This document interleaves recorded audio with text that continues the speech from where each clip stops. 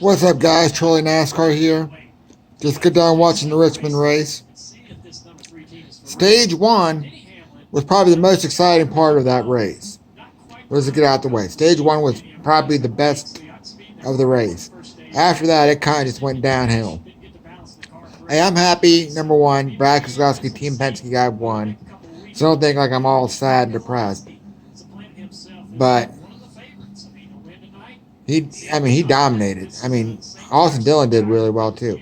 Austin Dillon is the story of the playoffs. Now he lays a total egg in Bristol, he's moving on, and nobody thought Austin Dillon was moving on to the second round. It's one of the few times I ever agree with Rick Allen. So we should shut the fuck up on during the race. But anyway, Blaney's continuing having trouble with his pit crew and getting the car right.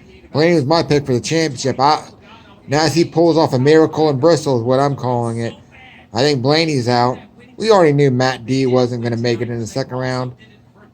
Not a whole lot of surprise there. But Brad, him winning Richmond, every time we forget about Brad this season, he comes out and wins. He might win a couple. He might go out and fuck around and win Bristol again next week. We don't know. But, dang. That was a boring Richmond race. 0 cautions. 0. I have more teeth than there was cautions, which isn't many. Dang. But I can't believe we didn't have any cautions at Richmond except for the competition and the stage cautions. That's about it. That was it, actually. There was nothing. There was no putting in the fence, throwing metal off. There was no one spinning anybody out.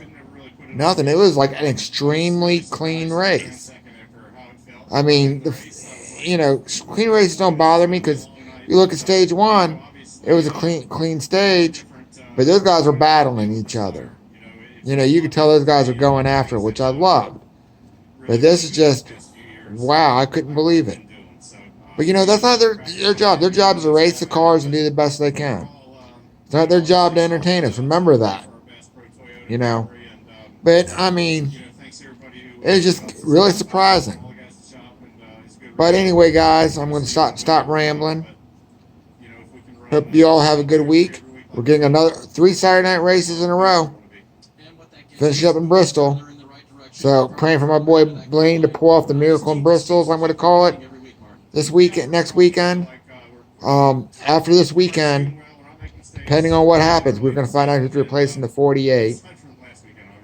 Because it's either going to be Matt D or Eric Jones. Matt D or Boyer. That's the finalists right now. We'll hopefully be finding out who's going to the 42. And depending on what goes on with the 48, we might be getting Chase Briscoe in the 14. Other than that, guys, have a good one. I'll see you all next time. Check out my fantasy pick videos. And fuck Toyota.